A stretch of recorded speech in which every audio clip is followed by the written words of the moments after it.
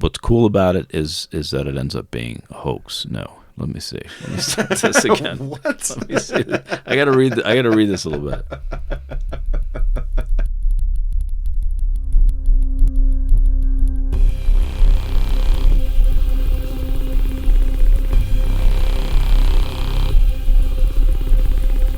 Welcome to the edge of nowhere.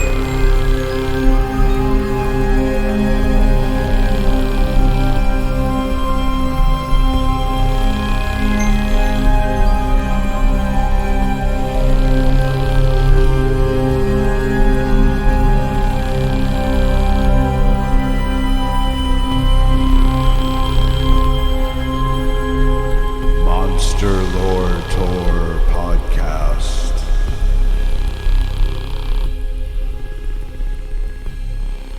All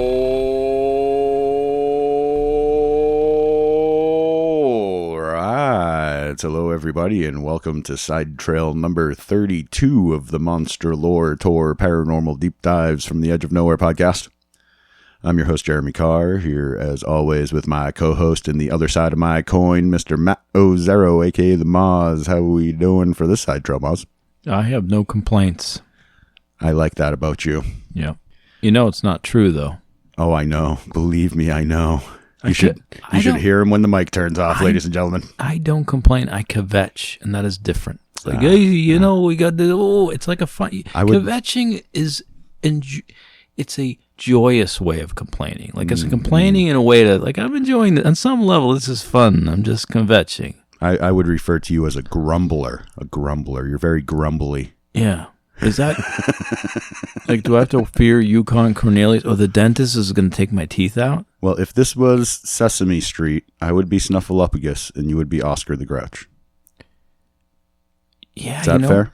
You know, in the last place I worked, they made me the Storm Cloud Care Bear. Like, they were all the Care Bears, and they didn't know what to call me, so they called me Storm Cloud. That's very fitting. I think it is, because thunder and lightning and shamanistic stuff and electromagnetism and, you know, Wotan energies, I think, are really, there's something to be said for that in a positive way. I might smite you, but I might not. I might just pass you in the hallway. Is there a hot fudge Care Bear? I want to be the hot fudge Care Bear. Wow. I don't even know what that means. Because you like s'more beer. I know that. Like, you will drink a beer that's far too sweet for mankind to drink. Oh, yeah.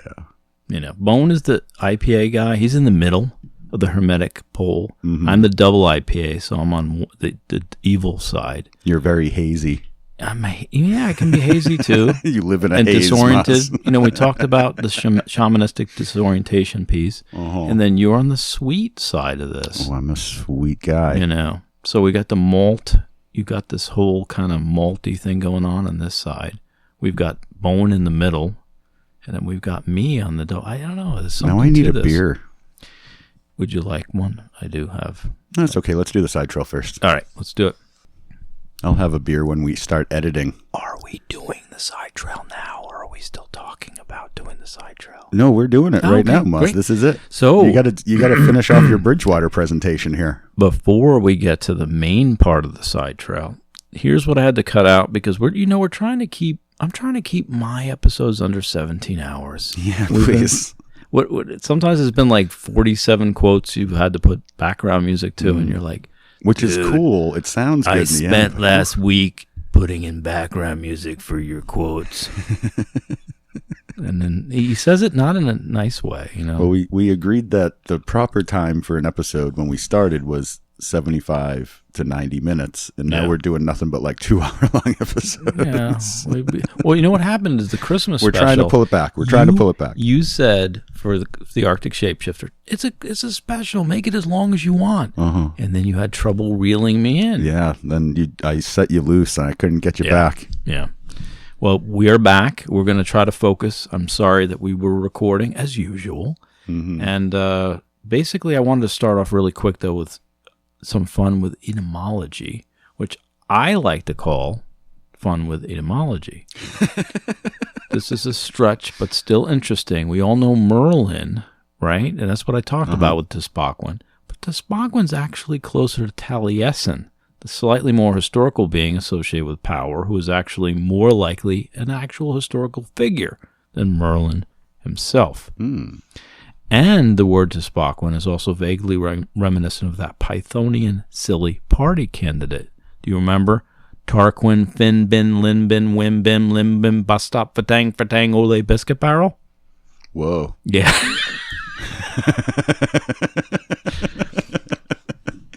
Say that 5 times fast. That just happened. That just happened.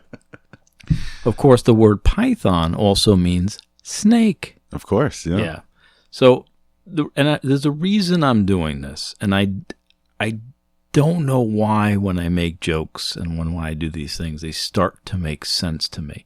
And I really tie it into what I think is the heart of the matter. It's the Keel effect. When John Keel, when did the Mothman prophecies, and we're definitely going to be doing Owl Week, and I did stick the moth into Owl Week.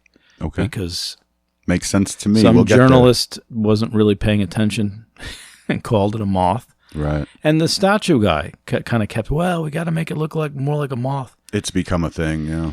It is an owl. Yeah. People are describing an owl. It's an owl, yeah. So, we probably just made a lot of people angry, but we'll cover that in Owl Week, which will actually probably be like a month long. I don't think we're annoying, crypto fans. We're annoying, maybe some people who are merchandising in Point Pleasant, West Virginia. But at the same time, I was trying to really get at why does some of these things make sense? When I do these dumb cartoon things, I start to get into it, and then I start to see all these connections. The McFarland one, I'll give you an example. Mm-hmm. I did that moments before we went and did the episode. Because I said I broke down different names of folks like Baum from, what was it? Frank Baum from Wizard of Oz. Yeah. I never even looked at McFarland. I just added that, and then I looked McFarland. Yeah. Ireland. You know where he's from? He's from McFarland. He's from Rhode Island. Yeah, well, he had to be. He's from Quahog. Well, he's from Rhode Island. But the bottom line is, as you look into these things, these cartoon theories tend to make more sense than they should, is I guess what I'm going to say. Even the Maurice Sendak one, you start looking into it, and you're like, I'm just going to put it this way. If I didn't know it was a cartoon at some point, I'd be like, I'm onto something. Yeah. This is making sense. Yeah. Why do these things? It's almost like the Bible codes. You start looking at something long and deep enough, you start seeing things that aren't there. Why is that happening?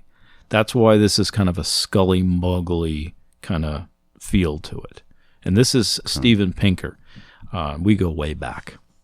We don't actually, but another paradox of rationality is that expertise, brain power, and conscious reasoning do not by themselves guarantee that thinkers will approach the truth. On the contrary, they can be weapons for ever more ingenious rationalizations. As Benjamin Franklin observed, so convenient a thing is to be a rational creature, since it enables us to find or make a reason for everything one has a mind to. It kind of explains politics today. It kind of explains everything, But Pinker and Franklin have a point here, and I have shamans on the brain, so I'm seeing shamans everywhere. And aprophenia is one of the things that kind of comes into this whole play that we haven't talked about a lot. I think we've talked about a little. Aprophenia? Maybe. Yeah, it's. I think it's that Who play, right? Wasn't it? Quadrophenia. Oh yeah. This is just one. There's one of them. Only one. Like only Keith Moon on the other side could attend. Mm. This is like a Ouija session. I'm gonna stop. What?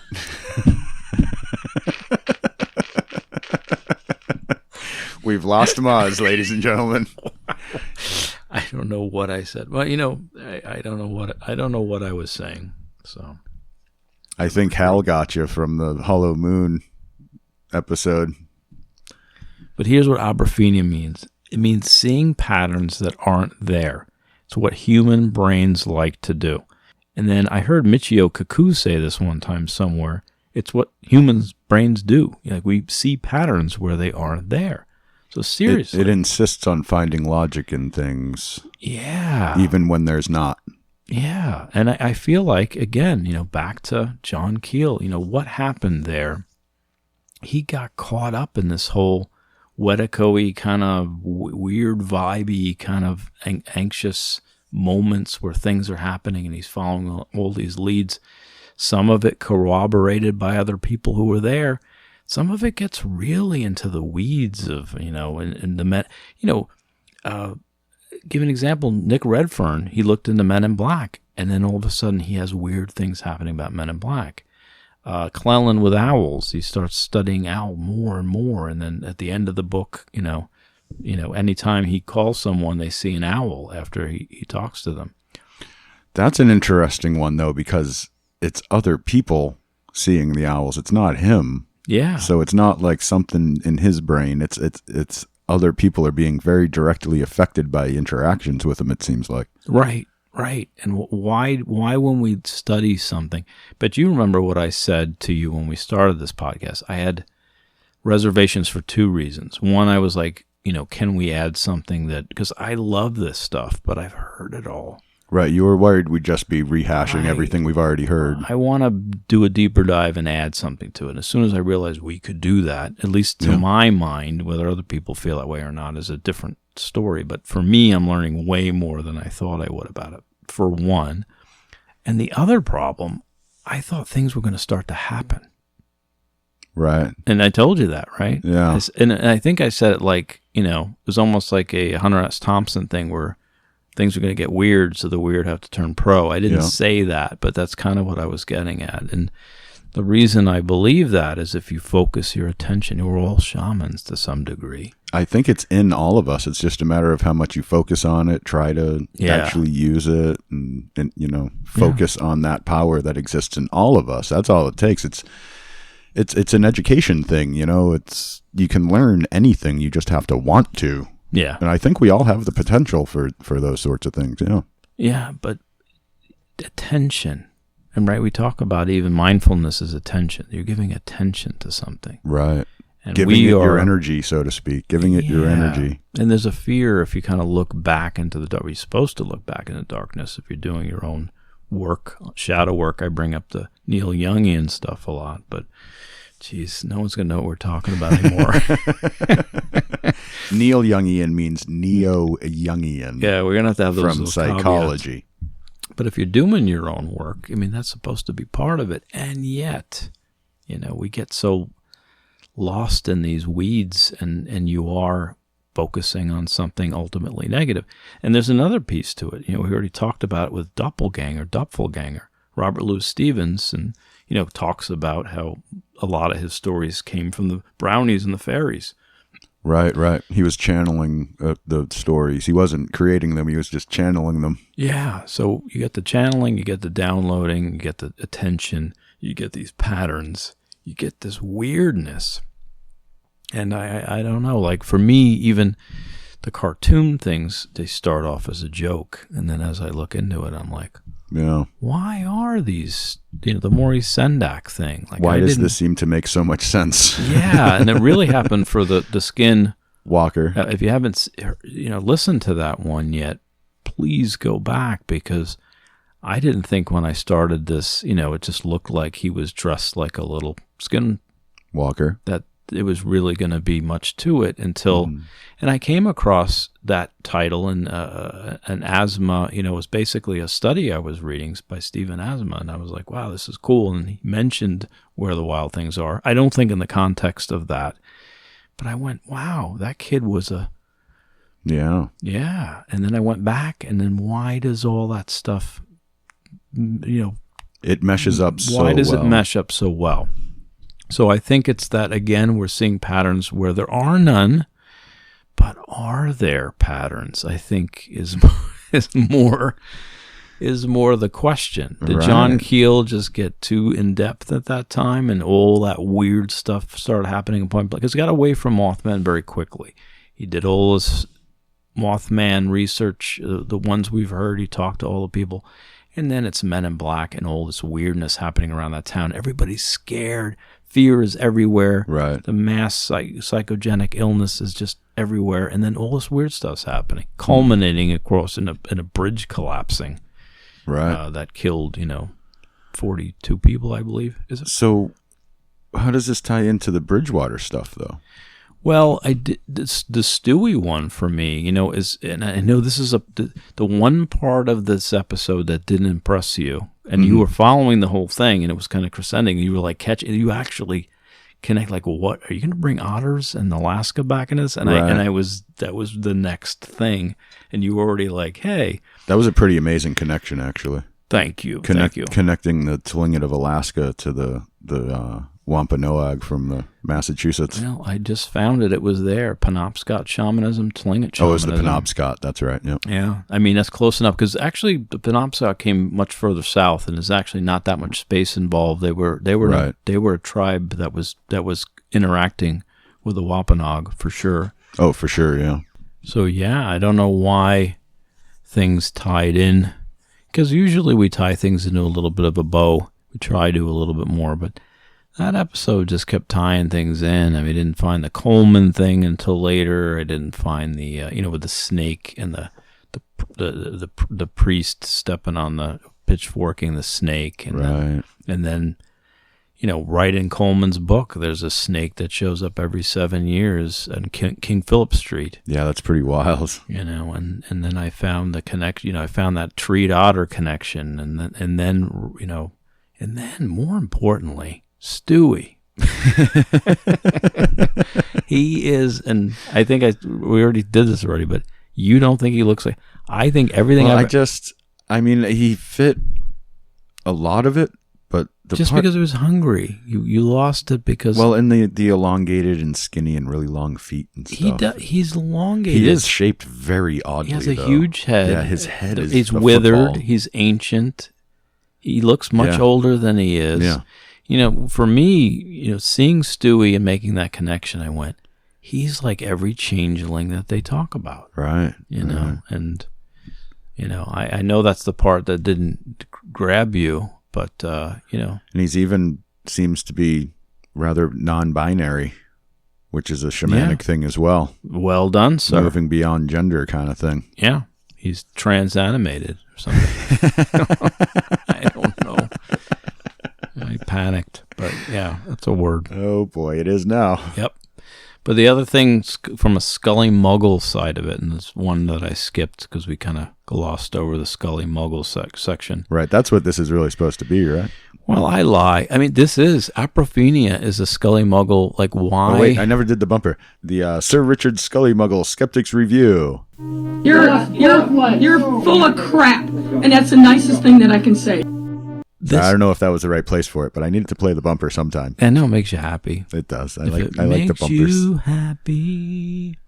But the whole thing's Scully Muggle, because why the cartoons, the aprophenia? I mean, there is a piece of this that I'm making a joke, and then I'm like, why is this so dumb? I mean, it's not that I'm not looking that deep to find McFarland fairy changeling. Like, it just, the Baum tree. Like, I look it up. Like, I'll look up, I knew what Baum meant in German, and then I looked up Frank L. Baum, and all of a sudden I'm in this other part of this nonsense that ties in with this other nonsense. Yeah, some rabbit holes are bottomless, man. Yeah, and the rabbit hole, we found 500 tequila rabbit holes. Yeah, that's my kind of party right there. And if you skip that episode, by the way, don't. Yeah, the Leap Day Special is a must listen. Leap Day Special is an important one, and it would be one that I might leap over saying, oh, I would rather. Especially if you like tequila, because it's really kind of all about tequila in the end. Yeah. Well, I mean, we feel that way about life, too. So. Life is all about tequila in the end. Yes, that's how I feel. Yep. At least my world. Exactly. But the other Scully Muggle piece of it that I skipped was that this is from Lauren Coleman's book, again, Mysterious America. From colonial times comes the report of Yellow Day, when the skies above the area of the swamp, shone all day long with an eerie, sulfurous yellow light. So Scully Muggles would be going right back to what swamp you said. Gas. Right. I mean, that is very much a swamp gas sort of thing. And you think if we always talk about how on the edge of hallucination, how the edge of states we are, and if you're a little bit tired, if I made this connection one time, what if things are burning in the forest and you're getting whiffs of the mushroom life and whatever's growing in that forest? Sure. You're getting a whiff of the smoke. And then all of a sudden, now those balls of light that are dancing around just because they're swamp gas are really they're taking on that next level. Well, it's like you said, people are finding meaning in something that's not there. Yeah, or are you now connecting to, if you were to do psilocybin and go into a fire swamp, so to speak. Yeah, now you're talking my language, Miles. Where are we going? ROUS is lightning sand, all that stuff. I didn't mean to say that, actually. I meant you go into the Bridgewater Triangle on a yellow day, a particularly sulfurous moment. Right. When Jersey shows up in Boston, basically. Yeah. And if you're on a little bit of substances, or if you're in a mode, if you're open to things, you're going to experience stuff. And I don't know if they're necessarily meaningless, just because, basically swamp gas is part of that. It's part of the message. Part of the message. Part of the message, yeah. Part of the message is swamp gas, brought to you by MLT. The mutton's really lean. See, we really are on Princess Bride. It's all your fault. But I just wanted to throw it out there. I think the whole thing with the cartoon and the whole piece of this was Scully Muggly, because I think whatever you look into, seek and thou shalt find. I mean, that's where we started that Coleman quote off. The land reveals itself, for those who look. Right. It's just pure imagination to them, and us just altering our own reality whimsically. I don't know. From the skeptic point of view, I'm saying. From the skeptic point of view. Right. Let's take a step away from Scully Muggleland, and what do you think? Like, there's more to it, potentially, than that. I try to not, because that is a trap with this stuff, no doubt. You can easily just start seeing things that aren't there. We make all kinds of connections that seem crazy on this podcast. Some of them really spark something where I'm like, wow, that actually could be something. Right. Some of them are much more real world, like F.O. Stanley being the original inspiration for Batman. Episode 12 and 13, if you want to hear that whole dissertation, how he came to that. But like, that's a real life, factual, oh my God, this guy really might have been, what I mean? Or at least he might have seen, one of the inspirations for Batman might have seen him go by in this crazy vehicle. Right. And it might have been part of the whole, and then found out about him and said, wow, I'm going to. But I mean, I'm not going to tell the whole story again. It's back there if you want to hear it, but it was real world stuff. It's bad there. It was a real life connection. Not that it's all that important, but it's a cool piece of history to find randomly. Yeah. Oh, yeah. And we never would have found it if we didn't start talking about the ghosts in the Stanley Hotel. Yeah. So like the things that this can lead to, having a podcast like this, like in the old business at the beginning of the Bridgewater episode here that this is sprung off of, I learned that there are monitor lizards in the Indian Ocean, very, very far from where you typically think of them to be. Yeah. Like I learn real life things from this by looking into things that don't seem very real life a lot of the time. Yeah. And a lot of people will say aren't real life a lot of the time. I see enough weirdness in the world. I'm one of those guys, there's got to be something to it. There's something actually happening. I don't know what it is, and I try not to get caught up in that trap of believing every thought I ever have. Yeah. Like a real part of being intelligent is being able to have thoughts you don't actually believe.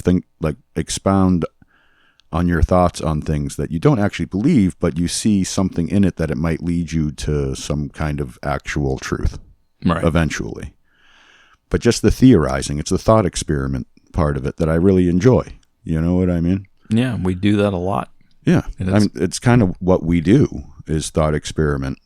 I mean, the other one that just came up, and it'll be in a future episode, is we talked about the Kayla and the Kawa and the way up, and the Japanese otter, which means way up, and the ladder, the shamanic ladder, which means way up to the Tlingit. I found another one that's another area that sounds like the same etymology for another version of the same thing. But that's the thing, and it's like those cultural connections you've been digging up from way back in history with all these Arctic cultures and coming down into Japan and things like that, you know, that's real history stuff that you're finding there. As far as do these shaman actually have real magic and they really shapeshift into these other creatures and all these other things that we talk about,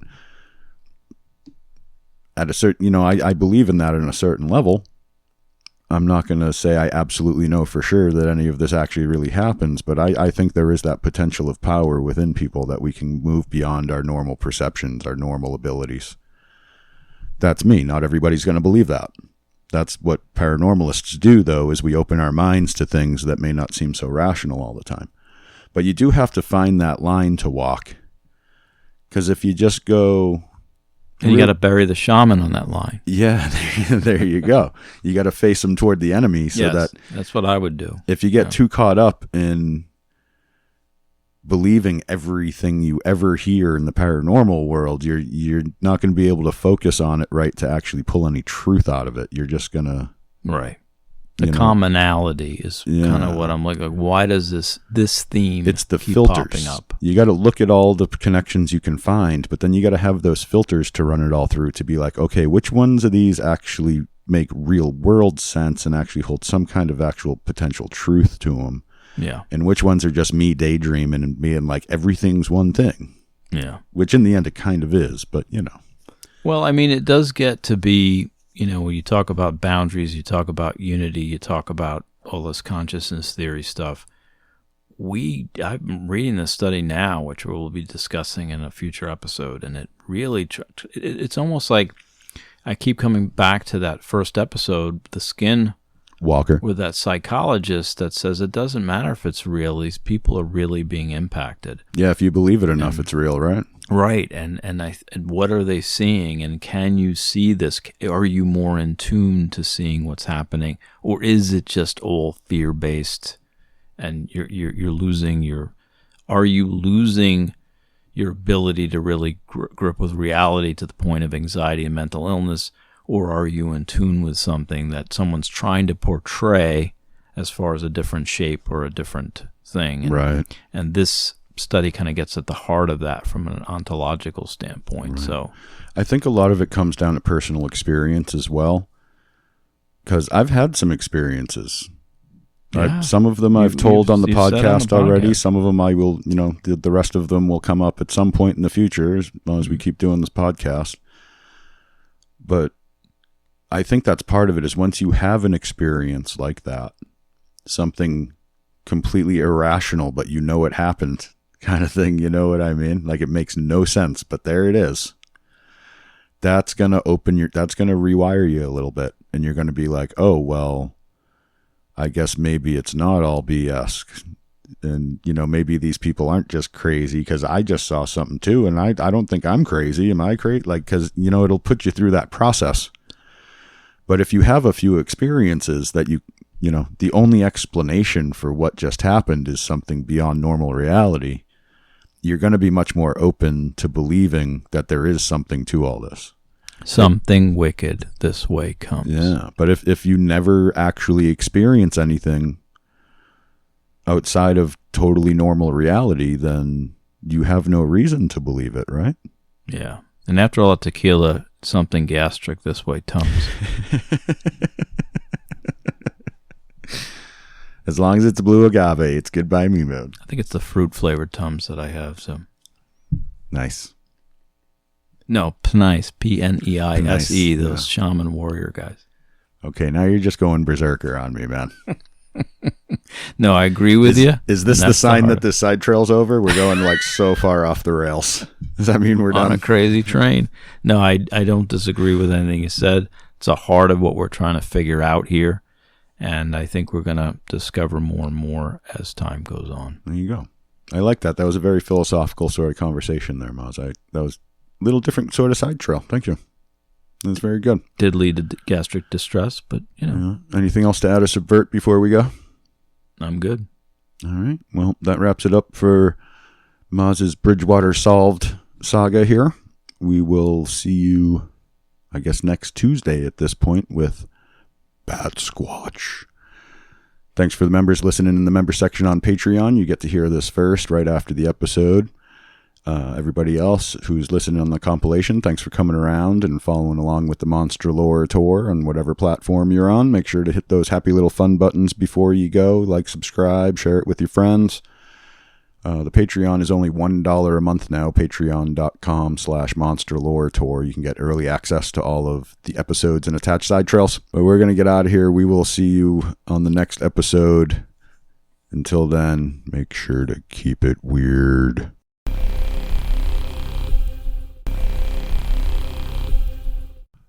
All right. Hello, everybody, and welcome to Side Trail number 33. Larry Bird of the Monster Lore Tour Paranormal Deep Dives from the Edge of Nowhere podcast. Moz is giving me dirty looks. Rolling Rock established the Rolling Rock. I'm your host, Jeremy Carr, here as always with my dirty-looking co-host. I couldn't even get through it. Mr. Matt Ozero, a.k.a. the Moz. How we doing today, Moz? No complaints. Except Rolling Rock. My complaint about Rolling Rock is it's in a green bottle, so it's skunky. But we are here for the side trail of the Batsquatch episode. Basically, this is a few tangents that kind of grew out of my Batsquatch research. Weren't necessarily part of the actual story, but some cool stuff to go with it. So let's start with the flying primate hypothesis. Dang. I like it already. Yeah. And of course, to start, we go to Wikipedia. In evolutionary biology, the flying primate hypothesis is that megabats, a subgroup of Chiroptera, also known as flying foxes, which we talked about in the episode, form an evolutionary sister group of primates. The hypothesis began with Carl Linnaeus in 1758. Oh, was he in the... Is that the Linnaean Society? Yeah. I just put that the together. Same guy. Back to the Gloucester Sea Serpent again. Yep. And was again advanced by J.D. Smith in 1980.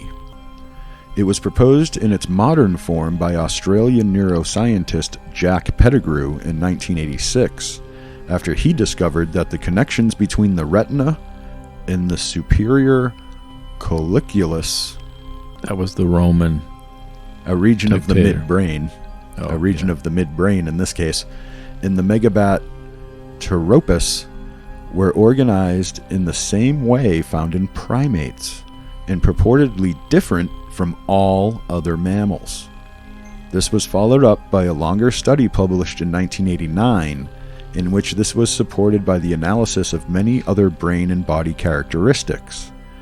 Pettigrew suggested that flying foxes, colugos, and primates were all descendants of the same group of early arboreal mammals. That was when we were all living in the trees together. Yeah. The megabat flight and the colugo gliding could be both seen as locometry adaptations to a life high above the ground. So in other words, it appears that primates and bats have a lot more in common than we think, especially for a species that most people think of as flying rats. So the eye in particular. The connection to the retina to the brain. The eye started the way it processes. Yep, that started it. That was the first thing. They were like, hey, wait a second. That's a primate feature. Yeah. Then they started looking at more things, and they were like, wow, there's a lot of primate features in bats. That's like kind of exclusive to primates. So. Do you think it's evolutionary, or it was always there, and we've gotten from that, or they're just finding... Oh, no, they evolved that way the first time. We're just figuring it out. Yeah, we're just now figuring it out. I'm guessing, yep. This is quite the miscategorization, the flying rats thing, because as it turns out, bats, even after all the time passed since they branched away from us on the zoological family tree, are still more closely related to humans than they are to rodents. I've heard that, and it's crazy. But yeah. So, the Batsquatch thing comes a little bit more into focus in a way. Mm-hmm. But according to the National Park Service's Mythbuster section on their website at nps.gov, quote, although bats are small like rodents, they are more closely related to primates and humans than they are to mice or rats. Bats are extremely long-lived for their size. Some bats can live up to 35 years compared to rats that live 1 to 2 years. Furthermore, female bats usually only give birth to one pup a year, whereas rats give birth to many offspring multiple times a year. So, there you go again. The primate reproduction cycle, it shows in bats. It's much more closely related to what the bats do. Yeah. They live 35 years, which for a creature like that is a very long time. Yeah. So there's some more for you. And as for bats being blind, this is also a fallacy. The NPS goes on to say, quote, "Bats can see just fine and actually have pretty good eyesight. In fact, some of the larger fruit-eating bats can see 3 times better than humans. Some bats also use echolocation as a way to quote-unquote see obstacles and catch prey in low light conditions like dawn and dusk. Bats may fly close to new objects in their surroundings because they are curious, but they certainly won't intentionally fly into your hair." That was dusk till dawn, not dawn till dusk, just so you know. That was a good movie. Fair enough. But you see more kind of connection there again. And once again, we see that we have more in common with bats than most people are led to believe. Now let's look at the Chiroptera, also known as the flying fox that we mentioned earlier. Here is how Merriam-Webster's dictionary defines Chiroptera. Chiroptera is the name of the order of the only mammal capable of true flight, the bat.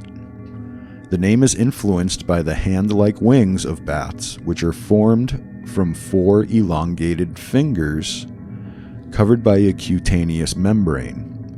It is based on the Greek word for hand, chair, and wing, pteron. Hand wing. There you go. There you go. So the very name of the order of flying mammals is based on the fact that the morphology of their wings greatly resembles that of the human hand.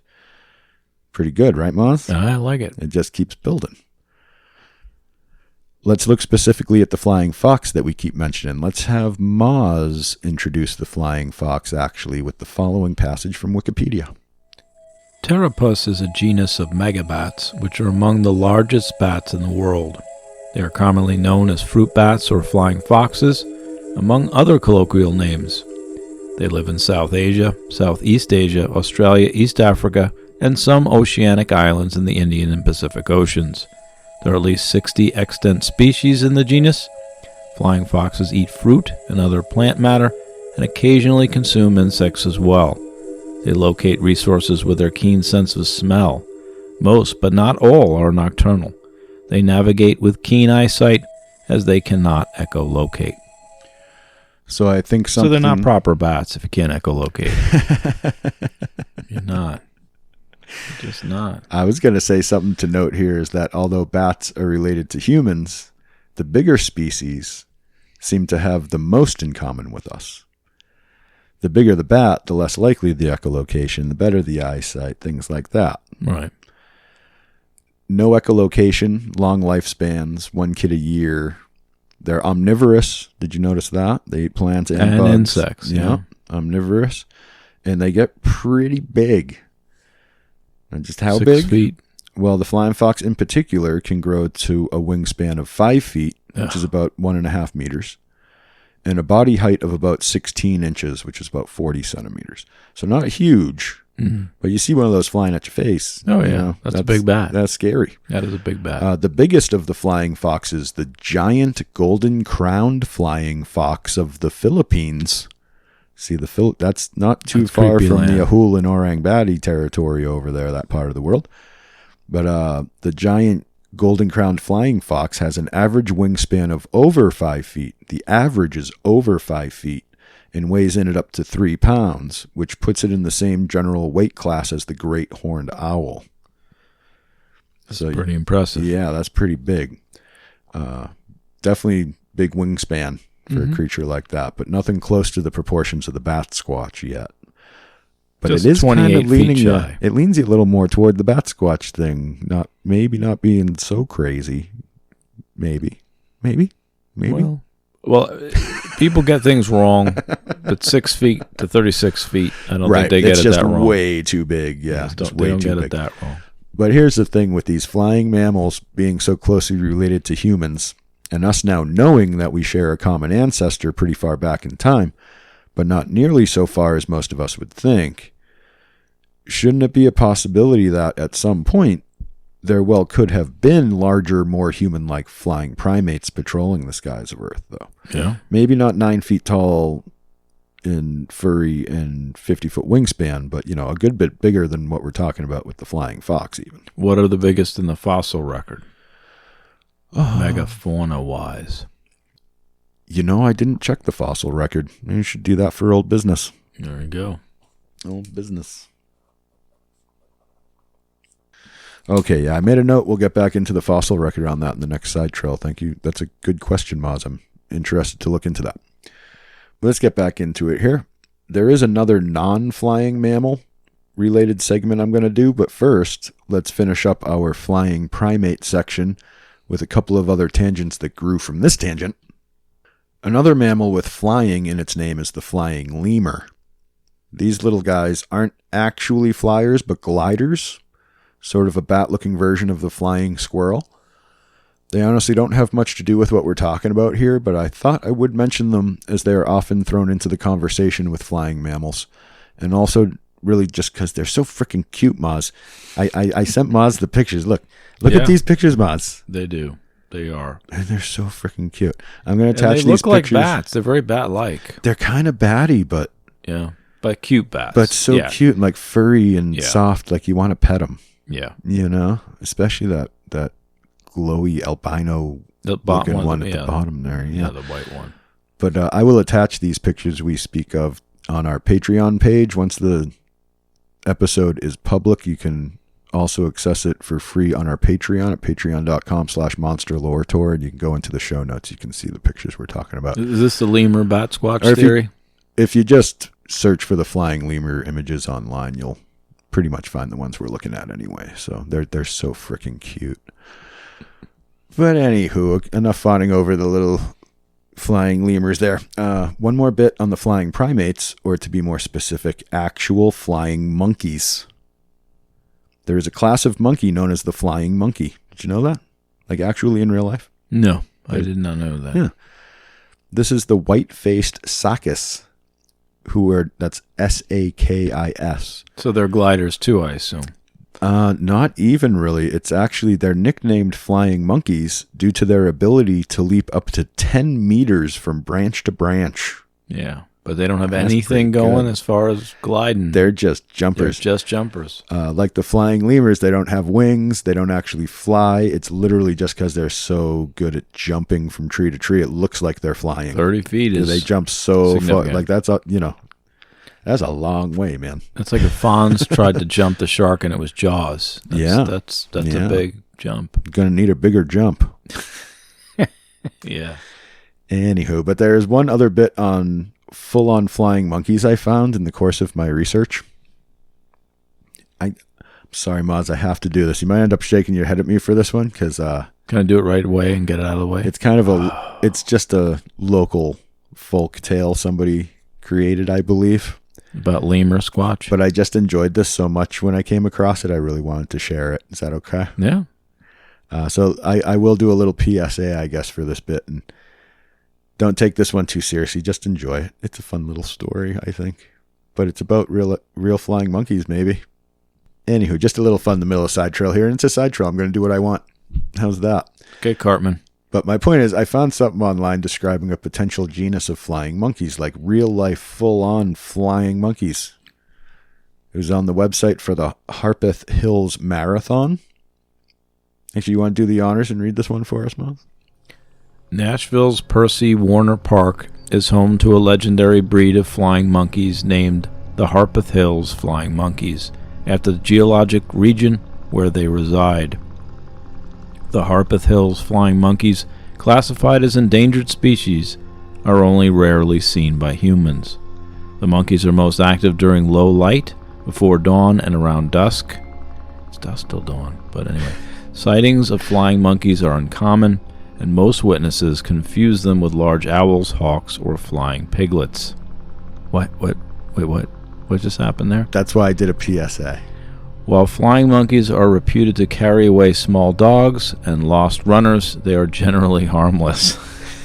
Okay. Nobody has ever successfully photographed a flying monkey, and flying monkeys are in no way related to or affiliated with the ivory-billed woodpecker. That's important stuff there. Percy Warner Park.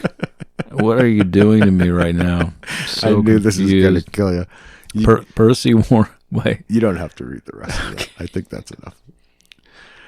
Yeah, sorry, Moz. Thank you for indulging me there on that. I really do appreciate it. It went in a direction I've never been, so thank you. That's actually a big, long story. Yeah. That I'm going to spare us from going through the whole thing, but tell us. Go check out the link in the show notes. It's so fun to read, man. You can tell us the whole thing when piglets fly. Yeah, there you go. Yeah. They got the flying pigs in there and everything. It's great. Anywho, definitely check out the show notes on that. Give them a little love. I think they were raising money for their marathon and stuff too, so check it out. So that wraps up my whole flying monkey section of the side trail. Let's get back to the volcano angle for a second, because, I had to do that. Yep.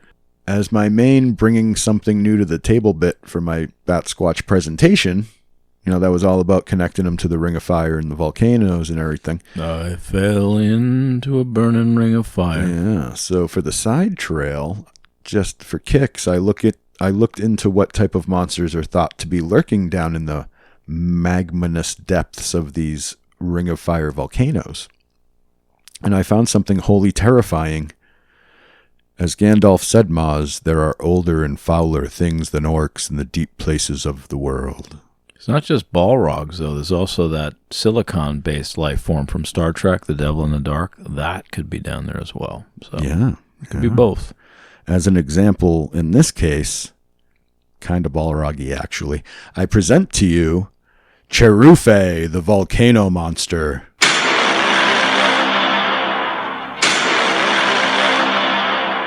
Dang. Are you familiar with the legend of Cherufe, Maz? I think you've got. Is this? Are you slide rock boulder dashing me? No. This is real. This is Camazotz level mythology. Like, this is a real god. It's like a humanoid-y thing. Let me explain, because this is going to bring us somewhere cool. You ready? The Cherufe is an evil humanoid creature made of rock crystals and magma. It is said that Cherufe inhabit the magma pools found deep within Chilean volcanoes and are the source of earthquakes and volcanic eruptions. Cherufe are also said to be the source of magicians' ardent stones, meteorites, and volcanic stones that cause damage in volcanic regions. The only way to abate the Cherufe's appetite for destruction was to satiate the beast's taste for human flesh by throwing a sacrificial victim into the bowels of its volcanic home. Much like the European dragon, the Cherufe's preferred delicacy came in the form of virginal maidens. That from Wikipedia. So not only was my Gandalf quote about the depths of Moria most apt here, as the Cherufe, being composed of rock crystal and magma, pretty much makes it identical to the Balrog, whom Gandalf threw down and smote his ruin upon the mountainside. Well, he wasn't a crystal-y thing, but he was a magma-y thing. Very similar. But we now know who is behind people throwing all those virgins into volcanoes. I thought it was just, including Joe. Joe versus the volcano. Yeah, the hero of the Waponis. Yeah. That was... And as the great Waponi chief said, we are the children of children, and we live as we are shown. Wow. That's deep, man. Let that sink in. Yeah. In today's America. Yes. Let it sink right into the volcano. Anywho, any thoughts at this point, Moss? Well, you cherufied me, and I'm feeling a little dizzy right now. A little of falling under a fascination. I cherufied you so I can throw you in the volcano. Yeah, pretty much. Oh, too much. So I don't know if the virginal maiden part works, but I'm impressed that I like the whole mythos of the Cherufe. I'll be looking into that. See if it's related to my Wakufe from my files, and more to come on that. Right. Yep. And just one more thing before we go here, Maz. You did mention Fawn's jumping the shark. Yes, just now, actually, as you were. Did you know that sharks can live inside the craters of underwater volcanoes. Yeah, I mean, where it's like way too hot and they shouldn't really, actually it seems like they shouldn't be able to do that. Yeah. And these volcanoes, they can cause massive water spouts to form above them, ejecting tons of water up into the air. Do you realize what this means, Moss? I don't. Sharknado. Sharknado is a real event. Dang. So this was based on a true story. Sharknado is caused by underwater volcanoes erupting with sharks in their crater. Why wouldn't it say based on a true story at the beginning of all those movies? I don't think they knew that. Yeah. We just learned that. I just retro-engineered Sharknado. Wow. And, if there's a shaman involved, the whirlpooly spinningness of the whole thing also ties into that shamanic angle. Sharknado is real, Maz. Wow. All hail Cherufe. And there's also a type of rabbit known as volcano rabbits. Just wanted to let you know that after our whole Leap Day special thing as well. I missed that for my rabbit lore. So there are rabbits in Mexico that live exclusively around 4 different volcanoes. I read that and I was like, is that the tequila gods from our Leap Day special? Yeah. They're in the right place. They're living on volcanoes. It's the only place they live. So, my mind made a leap back to our Leap Day special and the tequila rabbit gods. Well, here's the thing. It's the same country. It's the Ring of Fire. It's Aztec is what I was talking about. Yep. And you're talking about Mexican volcano rabbits. Yep. It all ties together, doesn't it? Yeah. It's all one thing, Maz. That's why we all have to get together on this road from hate to love. It's all one thing, and I don't want any part of it. Because we can only achieve real love once we all realize we're all just one thing. Wow. But are we more of a tequila rabbit or a volcano rabbit? And do they fight each other? Yes. Yeah. You're being philosophical on me again. Uh-huh. But I would like to see who wins for the tequila. I mean, we're going to, our home team on that one, but. Oh, sure. Yeah. But volcano rabbits versus tequila rabbits, that sounds like a movie that would be right after Sharknado 4. Yeah, I would watch that. I'd pay for that on pay-per-view. Yeah. But anywho, that is our cue. Get that far off the rails. We end the side trail. So let's get out of here. Thanks to all the members who got to hear this first in the member section at patreon.com/monsterloretour. You can join for just $1 a month and get early access to all our episodes, and connected side trails come out right along with the episodes. If you haven't hit the happy fun buttons yet on that platform you're listening on, give us a little thumbs up on the like and, ring the bell and hit some 5 stars, things like that. If you have a second, we really do appreciate it. Anything to add or subvert before I end this thing, Moss? Well, what if they hit 1 star 5 times? Is that almost as good? I got to stop letting you talk. All right, let's get out of here. We'll see you on the next one. Till then, keep it weird.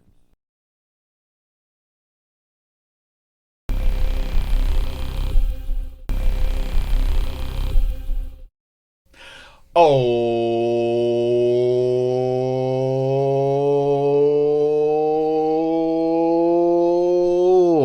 right. Hello, everybody, and welcome to this side trail for episode 35 of the Monster Lore Tour Paranormal Deep Dives from the Edge of Nowhere podcast.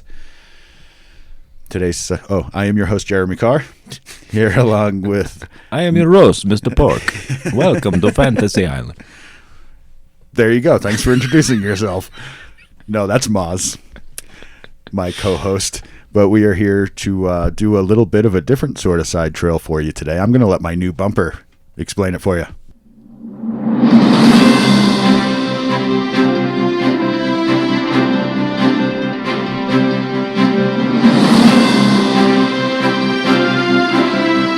This is an MLT Breaking News Break.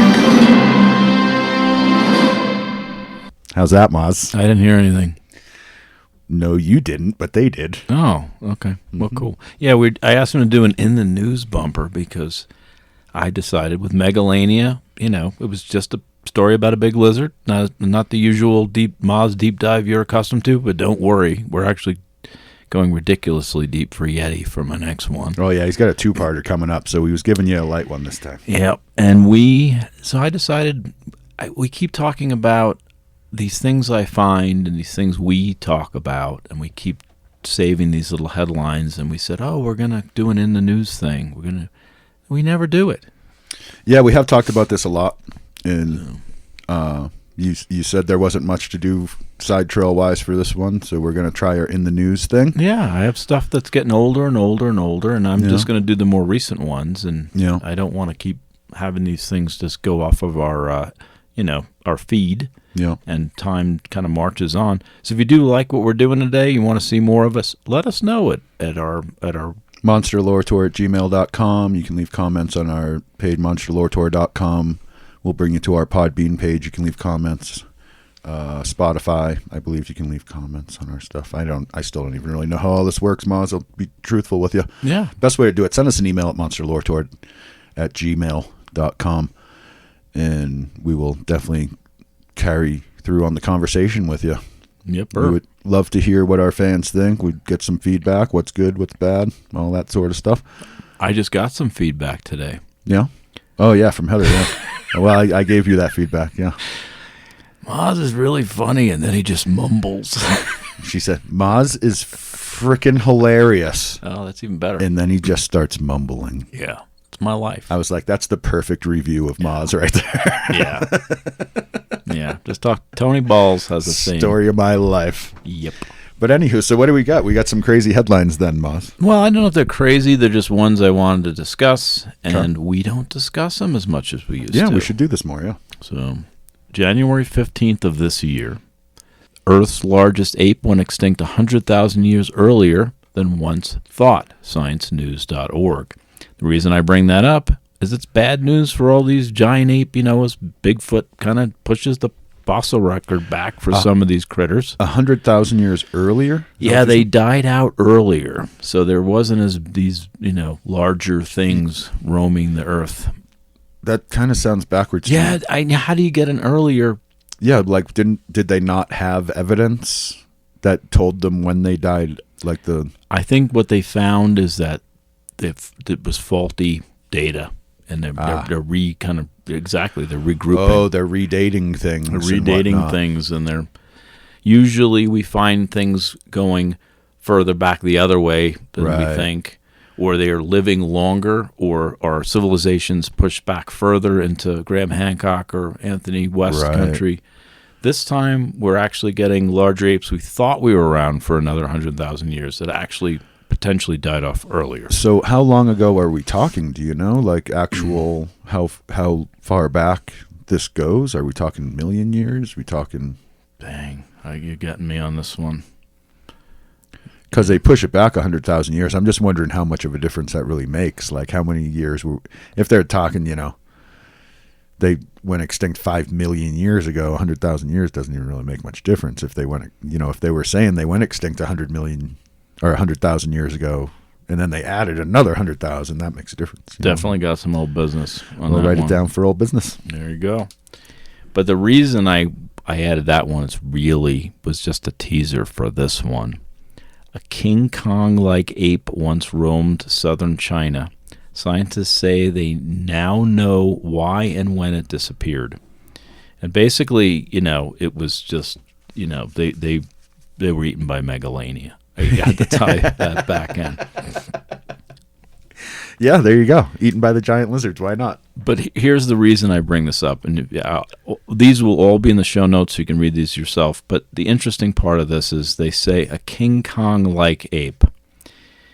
I read the article. It's more of a Mighty Joe Young-sized ape, or a Son of Kong at best type ape. It's not King Kong-sized ape. It was not full. I mean, King Kong was ridiculously huge. Right. Well, don't use him. Use a better ape. Use Son of Kong. Yeah. Yeah. I would go with Son of Kong for that. Well, it's headlines. Journalism gets written a little different. It's true. But that's why I mentioned that one. And then on the reindeer herder front, because we've had a lot of these reindeer things. But that goes back to all the Arctic shaman or Arctic shapeshifter stuff. Yep. Arctic shaman and Arctic shapeshifters, because they're the same kind of critter sometimes. That was our Christmas special. Yeah, which we don't talk about anymore. I'm still in Chateau Bow Wow for that one. Part 2 starts with an apology for part 1. Always good when you're starting off with an apology. Yep. But on the reindeer herder front, we have this. Reindeer multitasks. It can chew cud and sleep at the same time. I can do that. Yeah, I have an uncle that can do that too. Yeah. But that's from sciencenews.org. I thought that was, They chew their cud in their sleep. Yeah, that's pretty. They're gone and they're just still eating. How stoned are they? Is my this question. Comes back to the psilocybin. They're eating those mushrooms. Mushrooms. And they're passing out and chewing on the mushroom cud and like, man, these are some crazy dreams. See, and it brings us back to the dreams thing There we were we talking go. about. Dreaming time. We were just talking about dream Australia. time. And this one's just a notification for you, Jeremy. I'm sending you this one, but just put a little note in your future business. Future business. January 6th article. I don't know if you saw this one, but I came across top secret UFO meeting in Congress to reveal classified details of illegal crash retrieval program. It didn't sound like the same one that you covered. Like there was a different. Oh, wow. Yeah. Check it out. Send me that link. I'll send you that link. I'll see what I can do. There you go. 314. So we're getting a little bit more why I did this one. This is why I really came across this and got kind of excited. Scores killed. 314, you mean March 14th this year? Yes, thanks for clarifying that. That's 5 days ago as of recording. Yes. Scores killed in Angola by anti-sorcery rituals. Whoa, what? I know. They made him drink this stuff. I'm going to actually read this one if we can. This is from AFP News. Wow. Yeah, read that. Read that.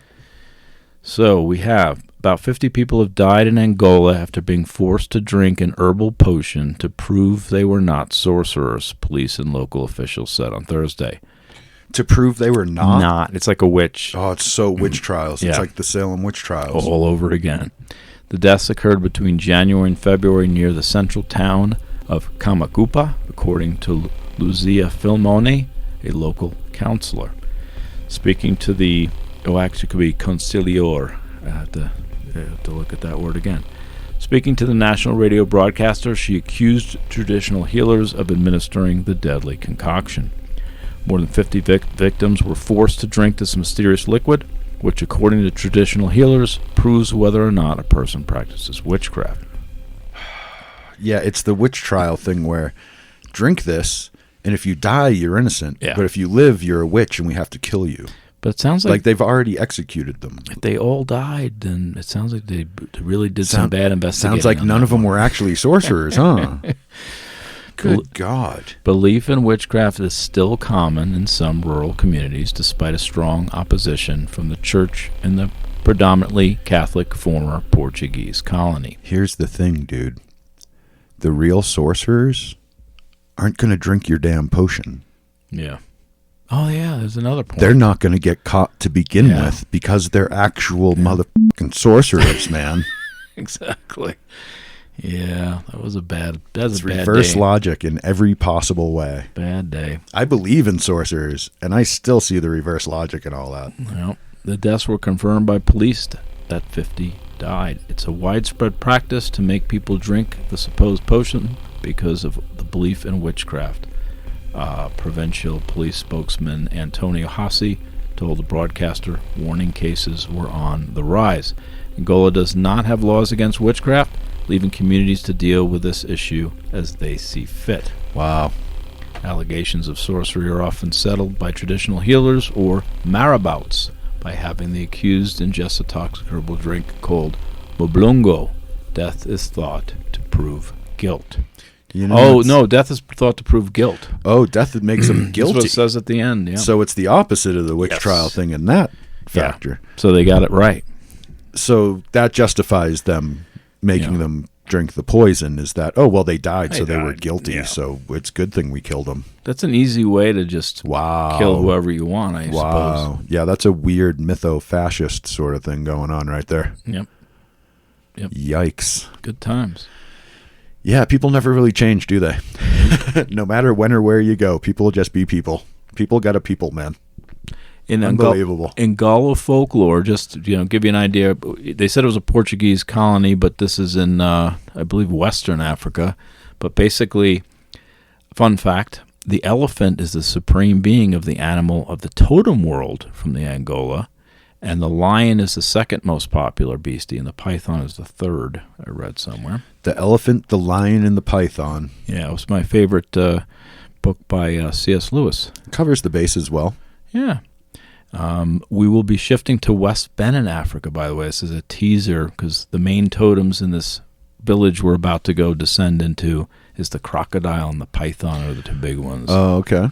And if you think... and if you mix the crocodile and the python, you get a giant lizard. Yeah. There you got go. a Megalania. Megalania. But if you think my other episodes are deep and weird, this one is going to be a doozy. Oh, boy. Actually, so's the Yeti, so we're in for... We got to buckle up. Megalania was just, I love this big lizard. I want to talk about it. We're getting back into some deep dives for those. Oh, the crocodile one is the Kinema? No, the Kinema I keep is... getting your monsters mixed up. Yeah, the Kinema is different. That's more of a dark sorcerer, and it's in... that's the jaguar thing. And they're more associated with jaguars. Right. So, but they can be crocodiles, actually. So it's not a bad guess. Okay. But this is West Benin, Africa. The Kinema is South America. But West Benin, Africa has basically this 300-page study that I had to kind of decipher. And it's awesome. So we're in for a treat. That's the bottom line. So cool. Yep, that's just a teaser for what is to come. That's after your Yeti, though, right? Yeah. Oh, you want a teaser? My next episode is our first ever true crime episode. Nice. And I wrote it as a whodunit. Yeah. It's a 150-year-old unsolved murder. Well, we're going to solve it. We're going to dive into and try to dissect what happened. Nice. We do solve it, right? There's going to be an arrest at the end. We'll give him that potion. I mean, as much as you can. But if he drinks the potion and dies, then he did it. Yeah. I'll make you a potion, Moss. Yeah. I don't know what was in that thing you just handed me, but that was harsh. That was harsh. Yeah. You said it would be good stuff, but just a little deer's blood and psychedelic mushrooms. That's all. It's, blood of the enemies. You got about 15 minutes till you go to the land of dreams, man. Nice. Well, we should wrap up the side trail then. Okay. Anything to add or subvert before we go? Yeah, I think that's about that. Cool. Well, thanks again, everybody, for coming. Thanks to everybody who's listening to this in our members area at patreon.com/monsterlore where you can join for just $1 a month and get early access to all this stuff. Side trails right along with the episode on release.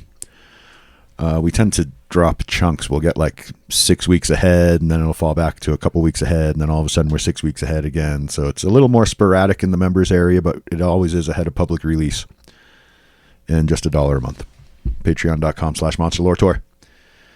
Don't forget to hit all those happy fun buttons on whatever platform you're on the way out. Like, subscribe, share it with your friends, yell it from the rooftops. Monster Lore Tour podcast. We will see you for the next go round. Till then, keep it weird.